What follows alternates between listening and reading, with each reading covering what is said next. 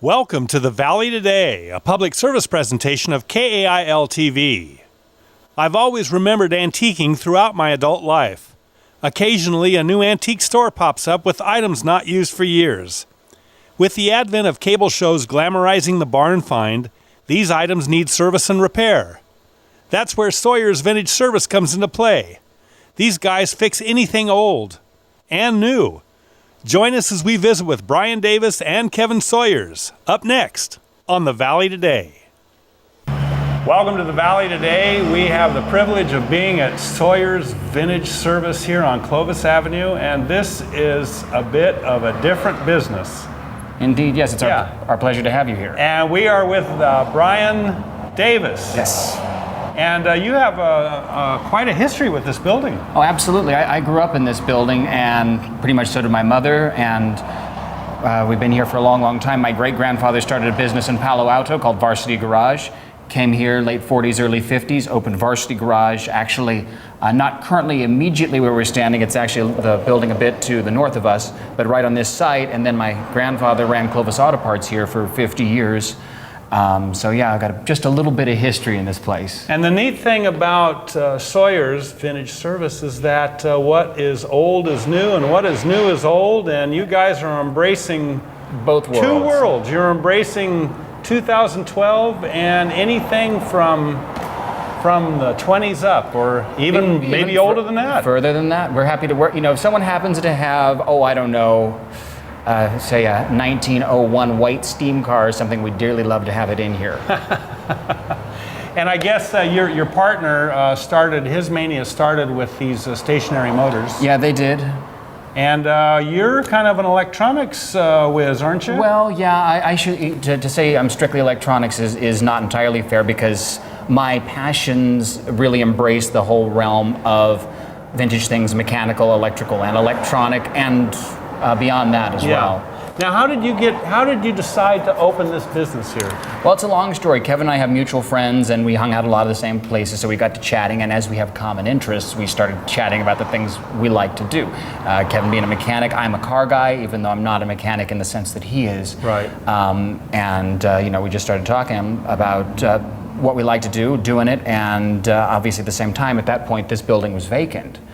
And so it's not too big of a leap to think, well, shoot, we could open a shop in the old Clovis Auto Parts. And the neat thing is you've taken this building back to the way it looked in the 40s. Yeah, very near, although according to Grandpa, the place never looked this good. It was a lot plainer back then, but a lot of the cues that we found in old photographs, we reincorporated. For instance, the script over the bay doors where it does a service and repair and so on, there was really similar script to that over those doors 50, 60 years ago. So this has been a working shop for 60 years. Yeah, there was a 2-year 70 years. Yeah, very nearly. Yeah. 2 years period where it was vacant post CarQuest's occupation, but other than that, it's always been occupied and working. So how long have you been here now? We opened as Sawyers Vintage Service first of the year. Yeah, and how are things going? Well, I'll tell you, things are going really, really well. We have not encountered anyone who hasn't given us a really positive response and had a lot of interest in what we're doing, which is, we're really grateful for that. And there are a lot of people, they're baby boomers now that are they have these fond memories of things that were in mom's kitchen, or maybe an old TV or a radio, something that brings them back to where they had this really happy memory. Mm-hmm. And now you guys are able to take that and restore some of these things. And you've got a good example here. You've got these Sunbeam waffle makers. Yeah, and these are great. The quality on these is really higher than just about anything you're going to encounter in current production, and we can take and maintain their entire original functionality. This is kind of representative of what one might look like when it came in. And you can see there's a lot of carbonized waffle on there and some grease and what have you, which, they get used in cooking. And this is what it would look like after we got done. Now, this one has not been re-chromed. We only polished it out. Yeah. So that's just working with what we had there. The build quality had to be a lot greater. The materials were better. The build quality was better because then in the 40s they built things to last. Yeah, absolutely. There's just a heavier gauge steel used. Things that are chrome, instead of being chrome on plastic, it's chrome on steel. Right. It's built heavy enough and well enough that we can give it another 60, 70, 100 years of use. And you know, we've seen appliance stores, repair appliance places left and right are closing because everything that we make now is throwaway. And you guys have taken and embraced this old stuff that you're able to restore and make it functional, make it to where it actually works. You know, and a lot of people enjoy the fact that by continuing to use a pre-existing item, they're not using more resources and buying something new. Believe it or not, keeping grandma's waffle iron on the table is environmentally friendly. Right. So, yeah, absolutely. You guys are green. Indeed, yes. You guys are green. Now, this is a really cool thing that Brian and Kevin have here. Come on over here. We're gonna do the Look at this. They've got their own shop rags. Sawyers Vintage Service. It's pretty cool. And it incorporates the logos that represent everything we do. We've got crossed pistons for engines, vacuum tubes for electronics, and an old tractor because we really like our old farm equipment around here. What are you working on the bench now? Well, let's see. I've got an old Montgomery Ward's Airline AM/FM radio that I'm currently working on. Yeah. Now this would have come out of a big console. I've just got the interior workings of it here. And the name of what's the name of this? It's an Airline would be the brand, which was Montgomery Ward's electronic products were called Airline. Sears marketed theirs under the line of Silvertone, and then of course this is in addition to Philco, Atwater, Kent, Zenith, all the names from the past. Yeah. We've got our. Look at that. Now, how is it to source parts? Well, it depends. The vacuum tubes, many of these are available as either new production or new old stock.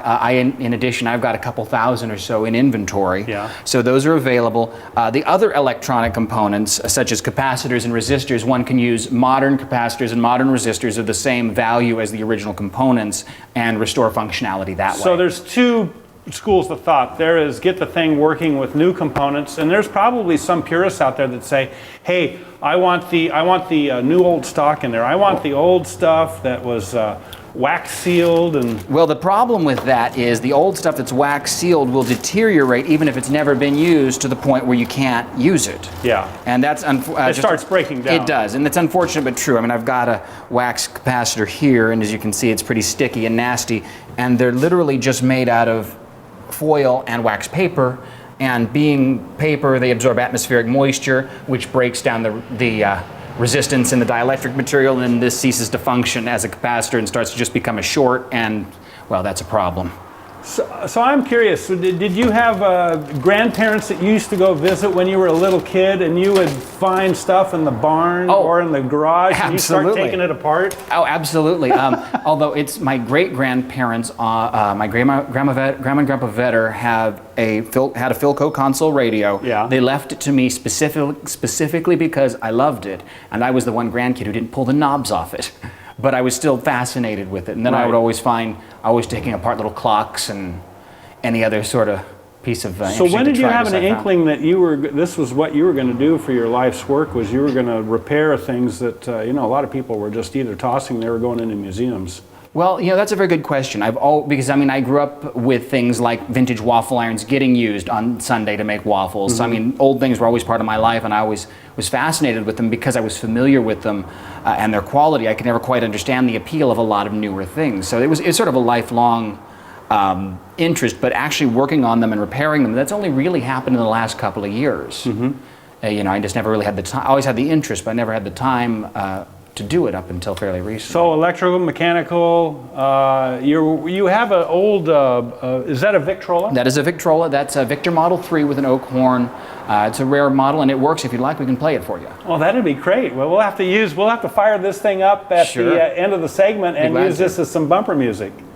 What are you working on? And you've got a toaster over here, this too. This one is it's kind of a points to the fact that our clientele runs all age bases. This belongs to a guy who's probably younger than myself, but he really likes it, and right now I've rewired it. The old wiring in there was in a really pretty sad state of affair after having been used for 60 years, and the reason the outer shell is gone is it's currently off getting re-chromed. Oh, cool. Yeah, you have to be kind of careful working on these because this is mica and it's really fragile. And that was just the only thing they had that would be an electrical insulator and withstand high heat.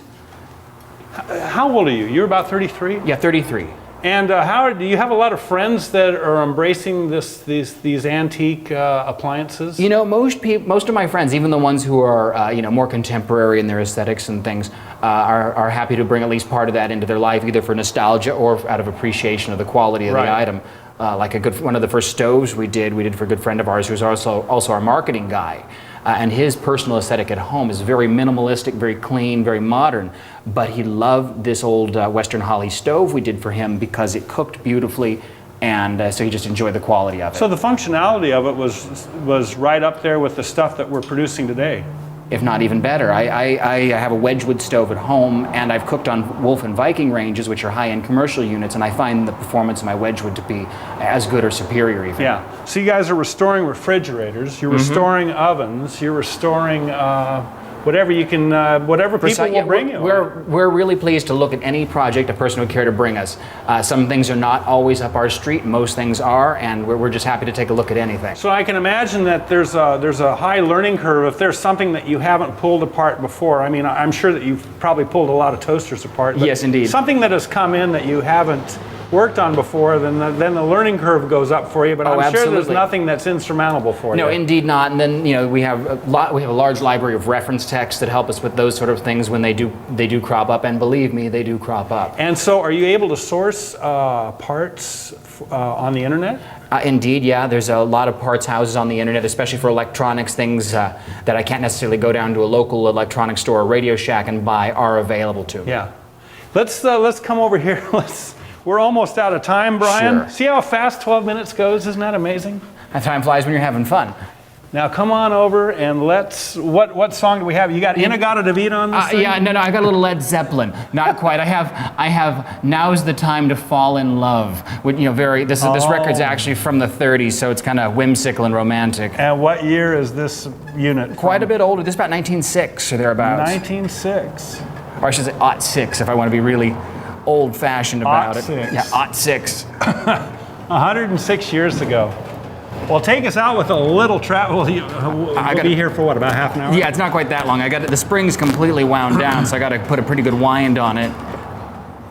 Take us out with a little traveling music.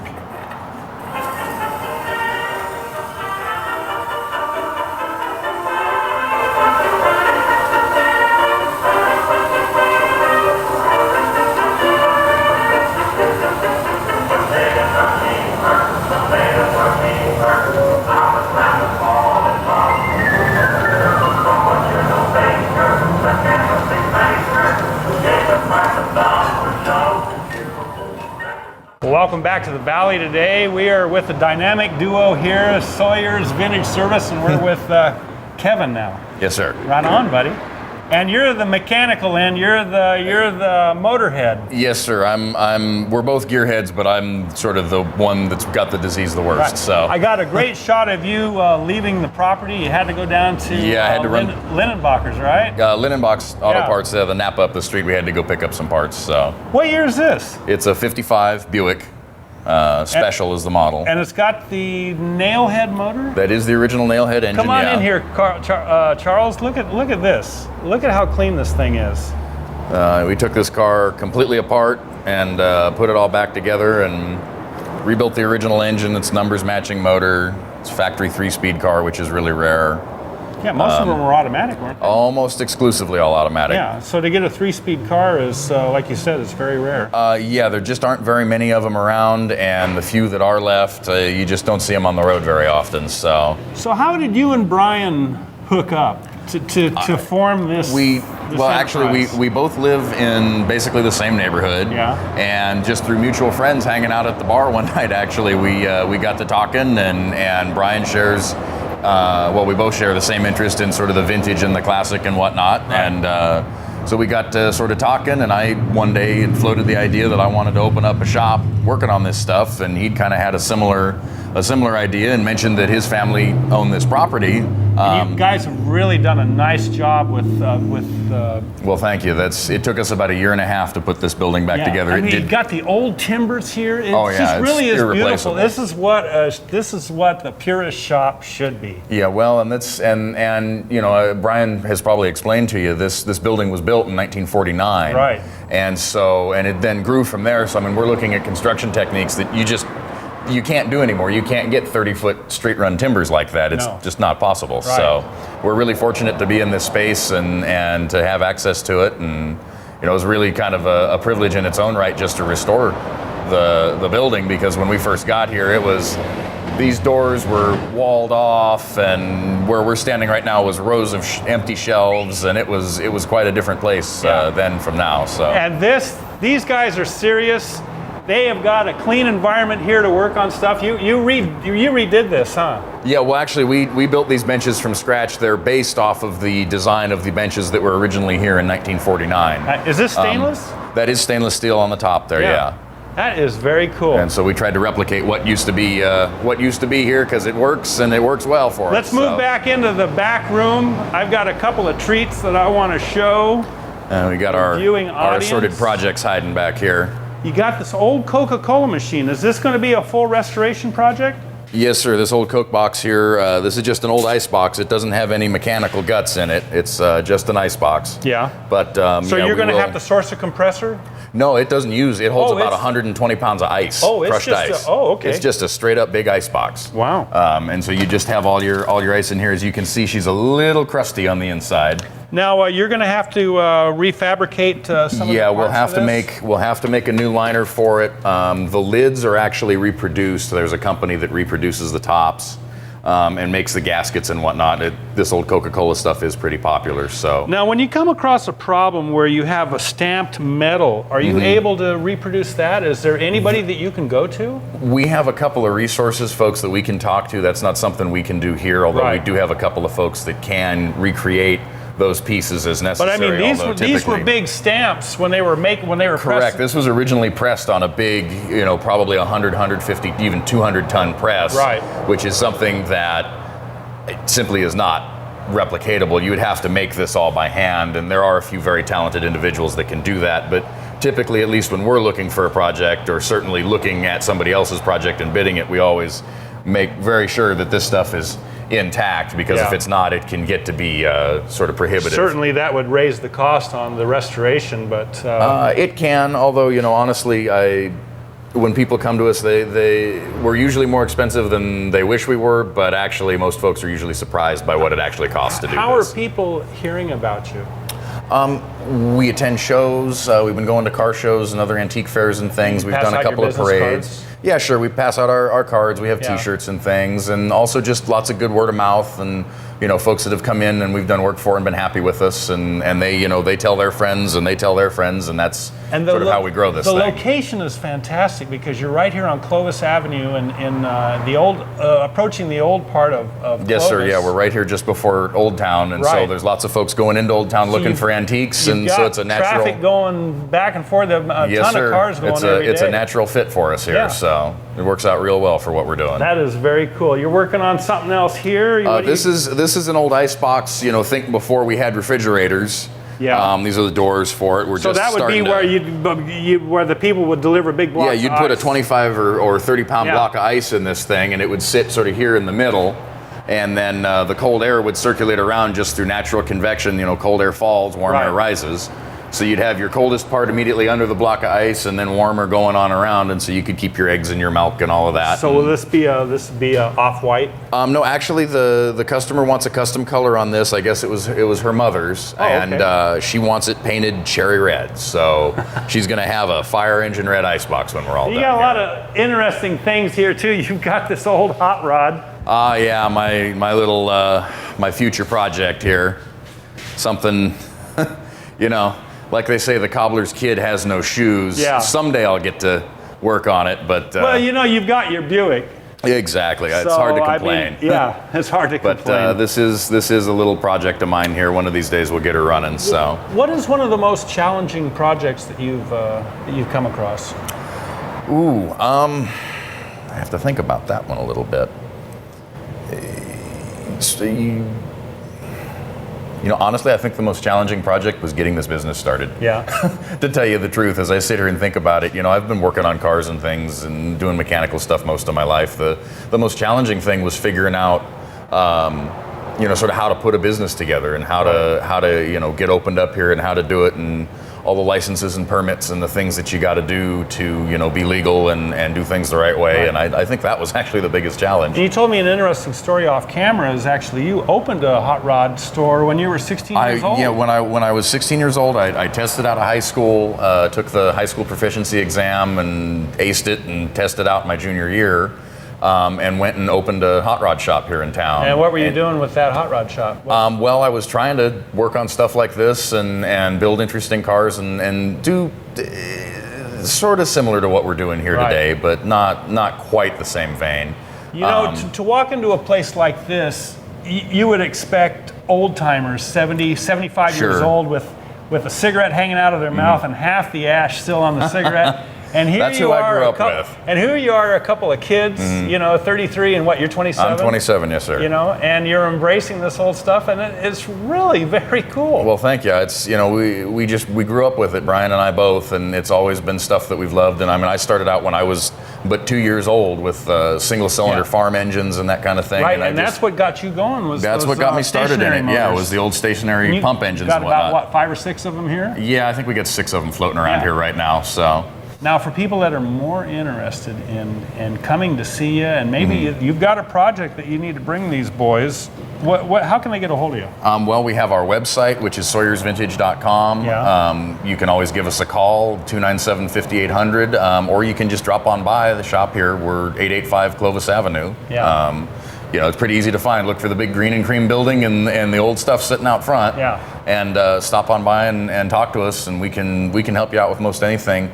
One of the other things that we're not really covering here is I'm actually a full service mechanic. I work on stuff more than just the antique cars. Right. I can work on modern vehicles just as well, and that's actually what I've done for a large part of my Yeah, so my you can working do it. As career. a matter of fact, you're waiting for a car to come in where you're going to change out a compressor and you're going to do AC service. Yes, sir. Yeah, air conditioning service is one of our big features around here. Not everybody can do that. So it's just not the old stuff. If you've got a new piece of gear, a truck that needs service, or you need a car that you need the oil changed, or maybe a ball joint needs to be replaced. Yeah, ball joints or brakes, that kind of stuff we can do. We can do that just as easily as the old stuff. Bring it on in here. Absolutely. Yeah.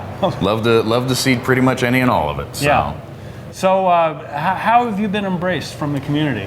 We've had a really overwhelmingly good response. Everybody that stops in always comments on how good the building looks, and it's never looked this good since it's been here. And that in and of itself to us is a huge compliment, because the place has been here since 1949. We always wanted to believe that at some point it might have been cleaned up real well. So. Sure. Well, I can imagine when it was first opened that it was probably a pristine palace. Well, it's probably just a brick building on a dusty street in 1949. But right. no, we've had a really good response. Everybody's been really excited to see us. A lot of folks are really excited to find out what we do work on here, because there's a lot of folks that have these old things and cars and waffle irons and like the stuff that Brian works on, and they don't know where to go to get it worked on. And now we're here, and as folks find out that that's what we do. Yeah, that's one thing that I addressed with Brian is that all these repair places, everything is throwaway now. So this absolutely there's really nobody around to work on the old stuff anymore. Absolutely, and that's why we wanted to do this, is because we have the skills and the abilities to do so, and try and help folks out, keep this old stuff going. So do you like to paint? No, not my favorite. Yeah. But what's it's your something favorite I can do. thing? My favorite is engines. That's what I like to do. You like to tear into them and get them running? My favorite thing is to work on the old engines. That's where it's at for me. What's the most unique motor you've ever worked on? Most unique engine.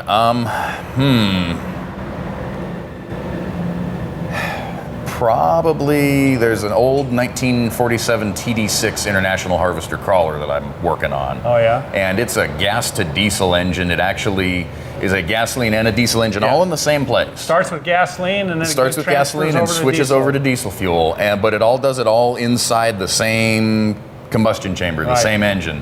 And so there's some really unique stuff going on in that thing. I really enjoy working on it just because it's so very different. Well, I can imagine that, you know, being in the fruit basket of the world, there's got to be all this old farm equipment. Oh, there's all over the place. tons of farm equipment, and folks still like to use it. You know, there's a lot of homeowners have old 8N Fords and things like that, and that's actually something else we work on around here. Right. Is that stuff, and you know, it may not be good for production farming anymore, but a lot of that stuff certainly still can be used in smaller scale things, and you know, somebody's got a half acre or something. Yeah, exactly. And so that old stuff is really good to keep running as well, because it will never die. It will just keep on going. Kevin, we're out of time. Once again, what's the address, the website, and the phone number? We are Sawyers Vintage Service at 885 Clovis Avenue. The website is sawyersvintage.com. Sawyers, like Tom Sawyer with an S on the end of it. Sawyers. Sawyers. Yeah. And then our phone number is 297-5800. Well, great. So, sure appreciate you stopping by. Thank you much. Thank you for being on the Valley today. It really has piqued my curiosity because well, we appreciate you coming on down. We like having people come in and visit. This is very cool.